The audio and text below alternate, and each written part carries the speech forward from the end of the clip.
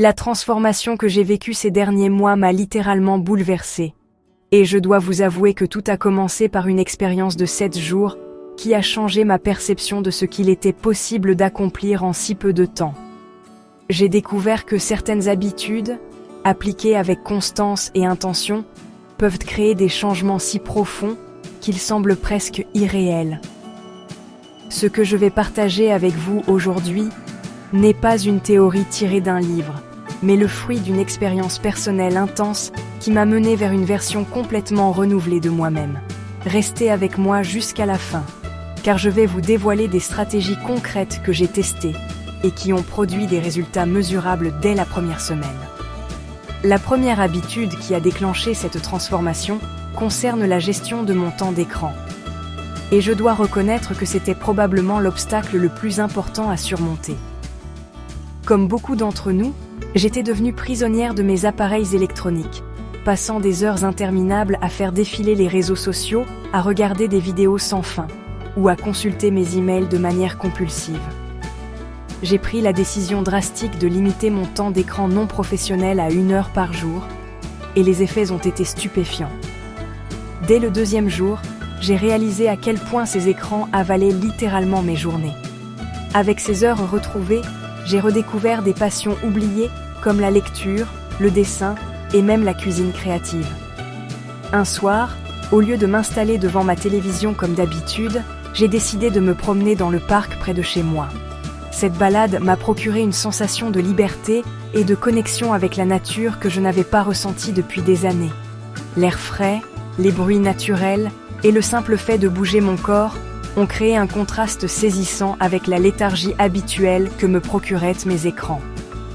Mon sommeil s'est considérablement amélioré, car j'ai également supprimé l'utilisation du téléphone dans mon lit. Au lieu de scroller jusqu'à épuisement, j'ai instauré une routine de coucher sans écran, incluant la lecture d'un livre physique et quelques minutes de méditation. Cette modification a transformé la qualité de mon repos nocturne et par conséquent mon niveau d'énergie diurne. J'ai aussi remarqué une amélioration significative de ma santé mentale, moins d'anxiété liée aux comparaisons sociales et une présence plus authentique dans mes interactions quotidiennes. La deuxième habitude transformatrice a été l'adoption d'une pratique d'écriture introspective quotidienne. J'avoue que j'étais initialement sceptique concernant cette pratique, la considérant comme une perte de temps réservée aux personnes ayant trop de temps libre. Cependant, 10 minutes d'écriture chaque soir avant de me coucher ont révolutionné ma compréhension de moi-même et de mes patterns comportementaux. J'ai commencé très simplement avec un carnet ordinaire et un stylo qui glissait bien sous ma main, sans application sophistiquée ni pression esthétique. La première nuit, j'ai fixé la page blanche pendant plusieurs minutes, ne sachant pas comment commencer. Puis j'ai écrit quelques lignes basiques sur ma journée, ce qui m'avait rendue heureuse et ce qui m'avait posé des difficultés. Au fil des jours, j'ai approfondi mes réflexions, explorant mes objectifs, mes peurs, mes rêves et même mes insécurités les plus profondes. Cette pratique s'est transformée en une conversation intime avec moi-même, révélant des schémas de pensée dont je n'avais jamais pris conscience. J'ai commencé à identifier les éléments qui échappaient complètement à mon contrôle et ceux sur lesquels je pouvais agir concrètement. Un soir particulièrement marquant, j'ai écrit sur une journée de travail particulièrement stressante, et le simple fait de coucher mes émotions sur papier m'a permis de les traiter de manière plus rationnelle. J'ai analysé les causes spécifiques de mon stress, mes réactions émotionnelles, et les stratégies que je pourrais adopter pour mieux gérer de telles situations à l'avenir. J'ai également intégré une section gratitude dans mon journal, notant chaque jour 3 éléments pour lesquels j'éprouvais de la reconnaissance. Cette pratique a opéré un changement de perspective radical, me faisant passer d'une focalisation sur les manques vers une appréciation de l'abondance déjà présente dans ma vie. Si vous trouvez de la valeur dans ce que je partage avec vous aujourd'hui, n'hésitez pas à vous abonner et à activer la cloche de notification, car votre soutien renforce réellement l'impact de cette chaîne et me motive à creuser encore plus profondément dans ces sujets qui peuvent transformer nos vies. La troisième habitude concerne l'alimentation consciente, Et je dois admettre que cette transformation a été l'une des plus surprenantes. Comme beaucoup de personnes, je mangeais de manière automatique et distraite, souvent debout dans ma cuisine ou devant mon ordinateur, sans prêter la moindre attention à ce que je consommais. J'ai décidé de consacrer une semaine entière à manger en pleine conscience, et les résultats ont dépassé toutes mes attentes. J'ai commencé par créer un environnement propice à cette pratique, débarrassant ma table à manger de toute distraction et y disposant une belle vaisselle. Avant chaque repas, je prenais quelques respirations profondes pour me centrer et ramener mon attention au moment présent. La première chose que j'ai remarquée était l'intensité des saveurs et des textures que je découvrais dans des aliments que je consommais depuis des années. Les légumes croquants révélèrent des nuances gustatives subtiles, et les fruits mûrs dévoilaient une complexité aromatique que je n'avais jamais perçue. C'était comme si je redécouvrais la nourriture avec des sens affinés. Un matin, j'ai mangé un simple bol de flocons d'avoine avec une lenteur délibérée, savourant la texture crémeuse et la douceur du miel que j'avais ajouté. Ce moment de dégustation attentive est devenu un instant de gratitude qui a donné une tonalité positive à toute ma journée. J'ai aussi commencé à percevoir les signaux de satiété de mon corps avec beaucoup plus de précision. En mangeant lentement et consciemment, je permettais à mon organisme de m'indiquer quand j'avais suffisamment mangé, ce qui a naturellement réduit mes portions sans sensation de privation. J'ai développé une meilleure conscience de l'impact des différents aliments sur mon niveau d'énergie et mon bien-être général. Les aliments transformés me laissaient une sensation de lourdeur et de somnolence, tandis que les aliments frais et naturels me donnaient une vitalité durable. Cette prise de conscience m'a guidée vers des choix alimentaires plus sains, de manière intuitive, sans régime restrictif ni culpabilité. La quatrième habitude a été l'intégration d'une activité physique quotidienne, et je dois être honnête sur le fait que j'avais développé une véritable aversion pour l'exercice. J'excellais dans l'art de trouver des excuses pour éviter toute forme d'activité physique, prétextant la fatigue, le manque de temps, ou reportant constamment au lendemain. J'ai pris l'engagement de bouger mon corps pendant au moins 20 minutes chaque jour durant une semaine, et cette décision a marqué un tournant majeur dans ma relation avec mon corps. J'ai varié les activités pour maintenir mon intérêt, alternant entre yoga, course à pied et exercices de renforcement musculaire. Les premiers jours ont été difficiles, mes muscles protestaient et je me sentais épuisée. Mais je me rappelais constamment pourquoi j'avais entrepris cette démarche. Vers le 4e jour, j'ai commencé à ressentir un regain d'énergie matinale et une amélioration notable de mon humeur. J'étais moins irritable et plus optimiste, réalisant que ces 20 minutes d'exercice ne concernaient pas seulement la forme physique, mais constituaient un véritable investissement dans ma santé mentale. Un matin particulièrement mémorable, j'ai chaussé mes baskets pour un jogging dans mon quartier. L'air était frais et cristallin, et pendant que je courais, j'ai ressenti une sensation de liberté et de clarté mentale que je n'avais pas éprouvée depuis longtemps. C'était juste moi, la route ouverte devant moi, et mes pensées qui s'organisaient naturellement. Cette connexion avec moi-même et avec l'environnement qui m'entourait était profondément nourrissante. J'ai aussi découvert le yoga, que j'appréhendais initialement en pensant manquer de souplesse ou que ce ne serait pas un vrai entraînement. Après quelques séances, je suis tombée amoureuse de cette pratique qui m'a appris à être présente, à respirer profondément et à écouter les signaux de mon corps. L'exercice est devenu un moment de déconnexion du monde extérieur et de reconnexion avec moi-même, transformant cette activité d'une corvée en un acte d'amour-propre. La 5e habitude transformatrice concerne l'adoption d'un réveil matinal précoce, et je dois avouer que j'ai toujours été l'antithèse de la personne matinale. Mon lit était mon refuge, et j'avais perfectionné l'art du bouton de répétition, repoussant le réveil jusqu'à ce que je sois contrainte de me précipiter dans une routine matinale chaotique. J'ai décidé de programmer mon réveil à 5 heures du matin, et les premiers jours ont été un véritable défi. Je me souviens parfaitement de m'être traîné hors de mon lit, complètement hébété, me demandant si cette torture en valait vraiment la peine. Cependant, j'ai persévéré. Et dès le 3e jour, quelque chose d'extraordinaire a commencé à se produire. J'ai développé une appréciation profonde pour la tranquillité et le silence des premières heures du jour. Il y avait quelque chose de presque magique dans le fait d'être éveillé avant que le monde ne s'anime, dans cette atmosphère calme et paisible qui précède l'agitation quotidienne. Ces heures supplémentaires m'ont permis de consacrer du temps à des activités que je n'arrivais jamais à intégrer dans ma journée. J'ai commencé mes matinées par quelques exercices légers, rien d'intense, juste des étirements ou une courte marche dans mon quartier. Cette activation physique douce ne me réveillait pas seulement, elle me donnait une énergie positive pour toute la journée.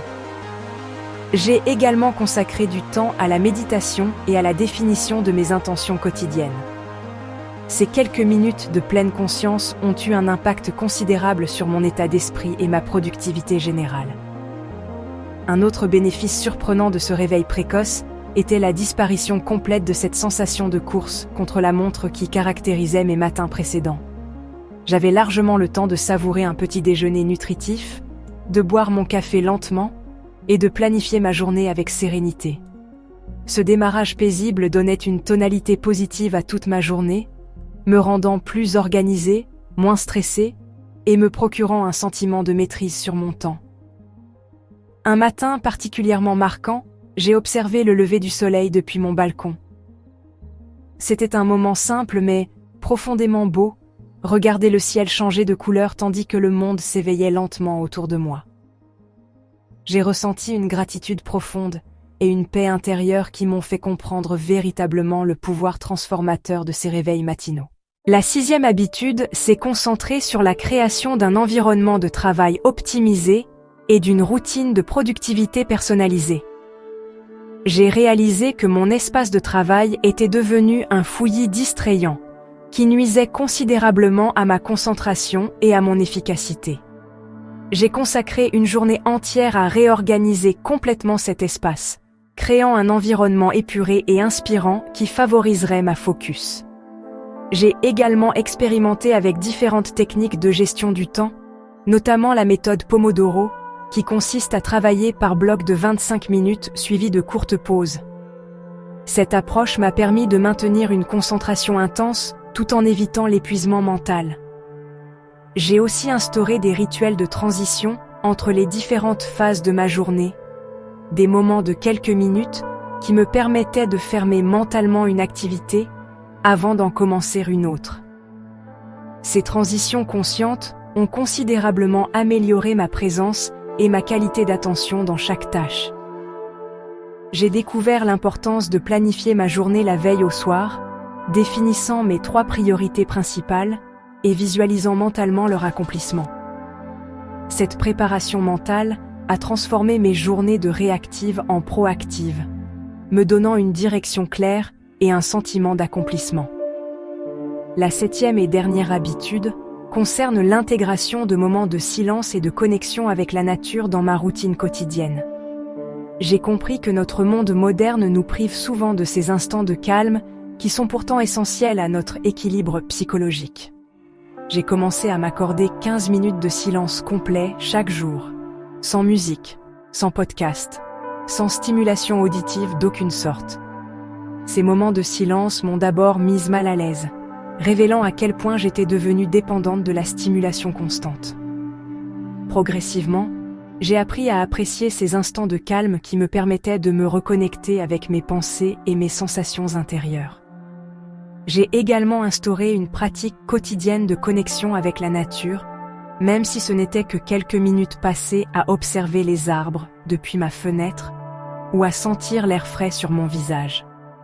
Cette connexion avec le monde naturel a eu un effet apaisant et ressourçant que je n'avais pas anticipé. Un après-midi, j'ai passé 1 heure entière assise dans un parc, sans livre, sans téléphone, juste présente à l'environnement qui m'entourait. J'ai observé les jeux de lumière à travers les feuilles, écouté les chants d'oiseaux et ressenti une profonde sensation de paix et d'appartenance à quelque chose de plus grand que moi. Cette expérience m'a fait comprendre l'importance de ces moments de déconnexion totale pour notre santé mentale et notre créativité.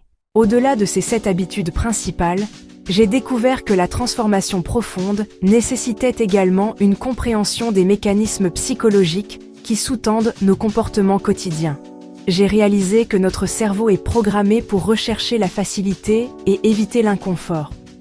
Ce qui explique pourquoi tant de nos bonnes résolutions échouent après quelques jours seulement.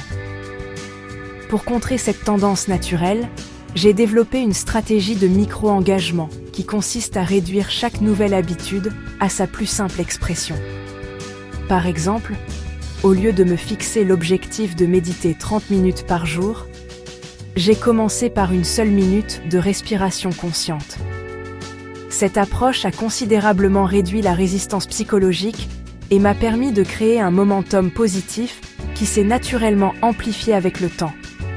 J'ai également appris l'importance cruciale de l'environnement dans la formation des habitudes. Notre espace physique influence énormément nos comportements, souvent de manière inconsciente. J'ai donc réorganisé mon domicile pour qu'il soutienne mes nouvelles habitudes plutôt que de les entraver.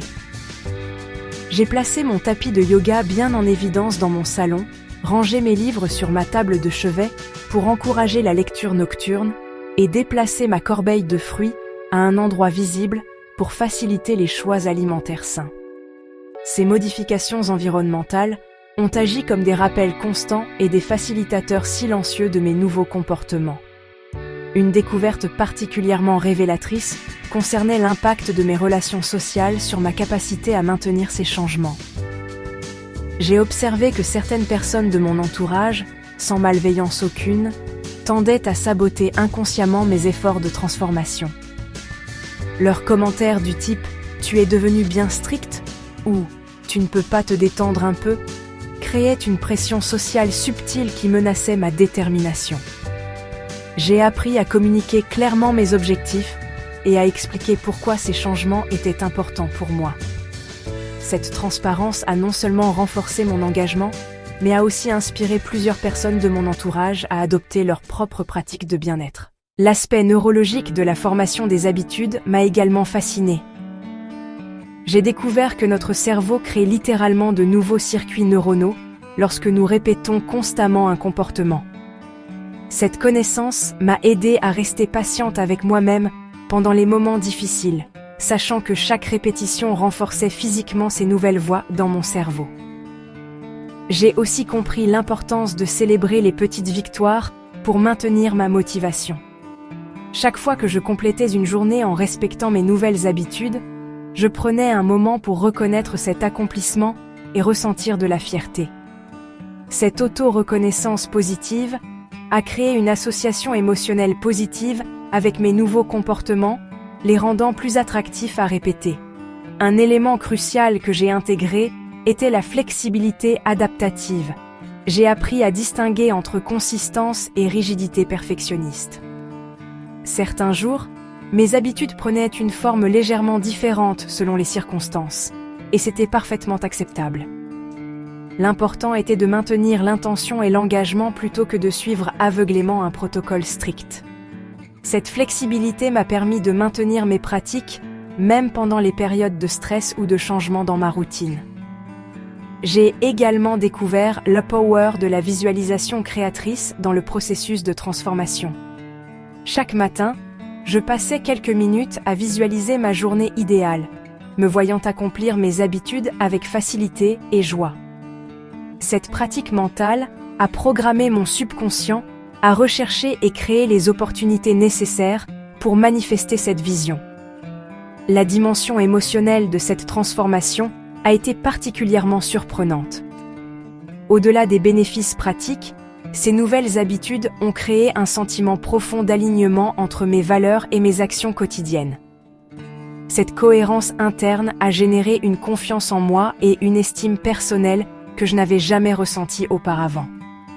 J'ai réalisé que prendre soin de moi-même de manière intentionnelle était un acte d'amour-propre qui rayonnait dans toutes les sphères de ma vie. Mes relations se sont améliorées car j'étais plus présente et équilibrée.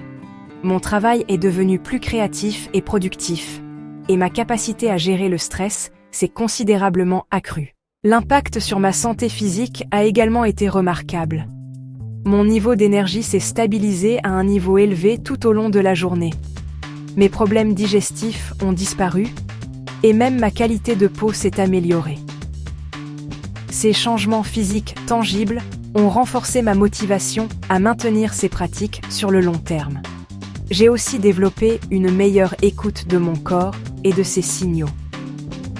Cette sensibilité accrue m'a permis d'ajuster mes habitudes en fonction de mes besoins réels, plutôt que de suivre aveuglément des recommandations génériques. Par exemple, certains jours où mon corps réclamait du repos, je remplaçais ma séance d'exercice intense par une marche méditative douce. Cette approche intuitive a créé une relation harmonieuse avec mon corps, basée sur le respect et la coopération, plutôt que sur la contrainte.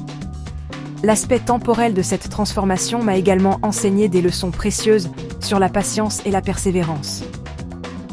Bien que j'ai observé des changements dès la première semaine, la véritable transformation s'est opérée progressivement sur plusieurs mois. J'ai appris à apprécier le processus lui-même plutôt que de me focaliser uniquement sur les résultats finaux. Cette perspective a rendu le voyage de transformation beaucoup plus agréable et durable. Ces 7 habitudes ont créé une transformation en cascade dans ma vie, chaque changement en renforçant un autre dans un cercle vertueux d'amélioration continue. La clé de cette réussite a été la constance et la bienveillance envers moi-même, acceptant les imperfections et les rechutes comme partie intégrante du processus d'évolution. J'ai appris que la transformation authentique ne vient pas de changements drastiques et insoutenables, mais de petites modifications cohérentes qui s'accumulent pour créer des résultats extraordinaires. Ce qui m'a le plus surprise, c'est la rapidité avec laquelle ces changements ont produit des effets mesurables, tant sur mon bien-être physique que sur ma santé mentale et ma satisfaction générale de vie. J'ai découvert que prendre soin de moi-même n'était pas un luxe ou une forme d'égoïsme, mais une nécessité absolue pour être présente et utile dans tous les aspects de ma vie. Cette expérience m'a également révélé l'importance de l'expérimentation personnelle, plutôt que de suivre aveuglément des conseils génériques. Chaque personne est unique, et ce qui fonctionne pour une personne peut nécessiter des adaptations pour une autre. L'essentiel est de commencer quelque part, avec curiosité et ouverture, et d'ajuster progressivement en fonction de ses propres réactions et résultats. J'encourage chacun d'entre vous à choisir une ou deux de ces habitudes pour commencer votre propre expérience de transformation. Commencez petit, soyez patient avec vous-même et observez attentivement les changements qui se produisent, même les plus subtils. La transformation authentique est un processus, pas un événement, et chaque petit pas compte dans la construction de la vie que vous désirez vraiment vivre. Si cette exploration vous a inspiré et que vous souhaitez continuer à découvrir des stratégies concrètes pour transformer votre quotidien, abonnez-vous à la chaîne et activez les notifications pour ne manquer aucun contenu qui pourrait révolutionner votre approche du bien-être et de l'épanouissement personnel, car votre engagement et votre soutien me motivent à approfondir encore davantage ces sujets qui peuvent réellement changer nos vies.